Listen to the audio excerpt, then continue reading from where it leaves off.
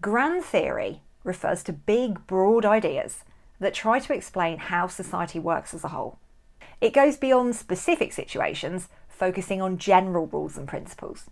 Grand theories are about answering fundamental questions about how societies work, how they change, and how they maintain order. In this video, we're exploring them in more detail. If we've not met before, hi, I'm Dr. Elizabeth Yardley, and I help PhD students get out of their own way and finish their doctorates. Theory, and especially grand theory, can leave PhD students a little bit confused. So let's demystify it and focus on how you might use it in your PhD research. Grand theory, what is it? Let's expand a little bit on that definition of grand theory that I gave just now.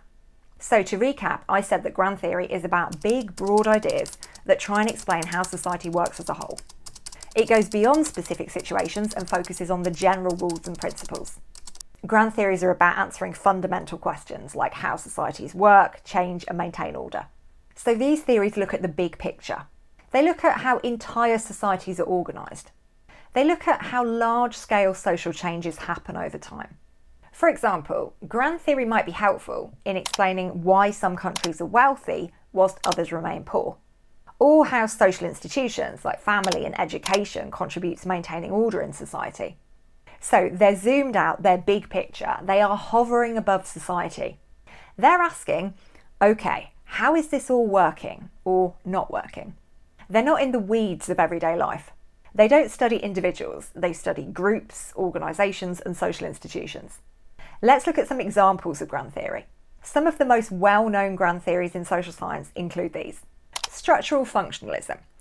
So this theory looks at society as a complex system which comprises of different working parts, like the human body with its organs or an engine with the different constituent parts to it. And these parts work together to promote stability and social order.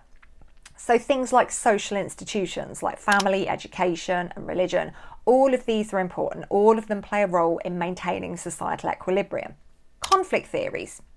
Conflict theories focus on the role of power, inequality and conflict in shaping society. They argue that social structures and institutions are essentially tools that are used by dominant groups to maintain their power and their control over resources. Feminist theory. Feminist theory seeks to understand and address gender inequalities in society. It examines how gender, power and social structures intersect, and it critiques traditional social science for its male-centred biases. Feminist theory is broad and diverse, with different strands focusing on various aspects of gender relations, but collectively it can be considered a grand theory for its sweeping critiques of societal norms.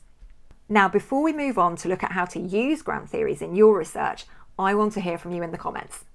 What's your favourite grand theory? Which one really resonates with you or your research? I would love to know, so leave a quick comment below. Now, how do you actually use grand theories in your research? Grand theories are really important in social science because they help researchers understand quite complex social issues. They give you a big picture view, and that can help shape how you approach your research. It can influence the questions you ask, it can influence the methods that you use to get to answers. However, it is important to recognise that grand theories are not without their limitations. Because they are so broad, they might overlook or they might oversimplify the nuances and the complexities of particular social situations. In addition, they might be less directly applicable to empirical research, particularly if you're dealing with specific localised social issues. And as a PhD student, it's important to understand how to engage with grand theory in a way that is going to enhance your research rather than hinder it. And here are some tips on how to do that. Firstly, start with a broad understanding. Read up on them, get to know the various concepts, the various assumptions that are associated with specific grand theories. This will give you a sense of the different perspectives and their approaches to studying society. Contextualise your research. Use grand theories to frame your research within a broader context. For example, if you're studying educational inequality, you might draw on conflict theory to explore how power dynamics and resource distribution shape educational outcomes. Be critical and selective. Not all grand theories are going to be equally useful for your research. Be critical in selecting which theories to engage with, and don't be afraid to challenge their assumptions. Consider how well a grand theory aligns with your research questions. and whether it does shed any light on the specific phenomenon you're studying. Combine grand theories with mid-range theories. Grand theories can be really powerful when you combine them with specific mid-range theories. Mid-range theories focus on particular aspects of social life, like organisational behaviour, social networks, or family dynamics, and they can help bridge the gap between the broad scope of grand theory and the specifics of empirical research. I'm going to explain more about mid-range theory shortly, so stay tuned. Avoid overgeneralisation. One of the main critiques of the grand theories is their tendency to overgeneralise. So when applying a grand theory to your research, be aware of its limitations. Avoid making generalisations which might not hold true in specific contexts. Now, a moment ago, I referred to mid-range theories, so let's have a look at that in context now. Let's take a look at levels of theory in social science. To better understand where grand theories fit in, it's important to look at the different levels of theory in social science. So let's use an example project, looking at how teachers manage the rollout of a new education policy. So let's start with grand theories. As we know, these are the broadest, most abstract theories. They aim to explain large-scale social phenomena and structures. They provide a general framework for understanding society as a whole, but they might lack specificity when we try and apply them to particular cases.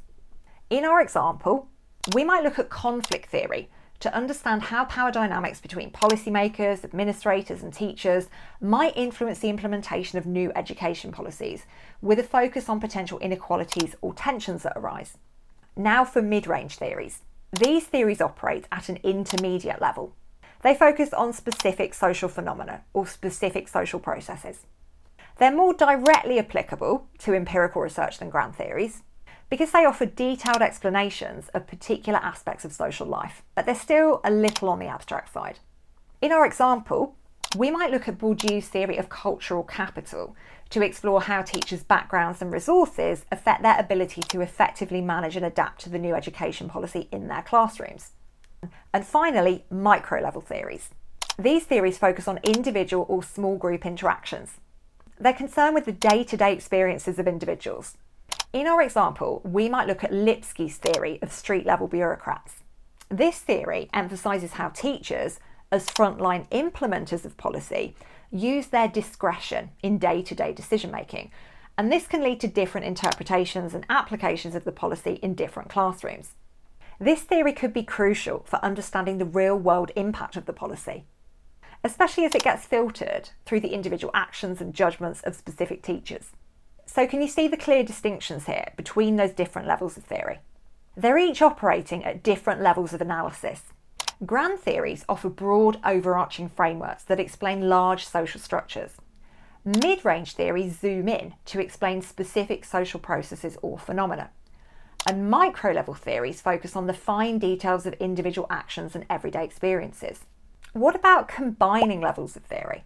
One of the most effective ways to use theories in social science research is to combine all three levels of theory.